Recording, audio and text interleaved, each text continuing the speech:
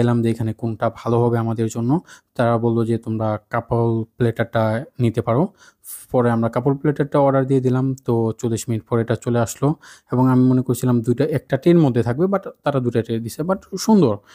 এখন এখানে এই কাপল প্লেটারের ভিতরে আপনার পেয়ে যাবেন হলো এখানে ফ্রাইড রাইস আছে, এখানে থাই স্যুপ আছে, অন্থন আছে, ভেজিটেবল আছে, পটেটো আছে এবং একটি থাই চিকেন থাকবে। তো আমরা ফ্রাইড রাইসটা ট্রাই করি। ফ্রাইড রাইসটা মাশাআল্লাহ অনেক মজাদার। আর এখানে আপনারা প্রত্যেকটা খাবার টাটকা এবং ফ্রেশ পাবেন। প্রত্যেকটা খাবার। এখানে এই সালাদটাও অনেক দারুণ ছিল, চিকেন সালাদ যেটা।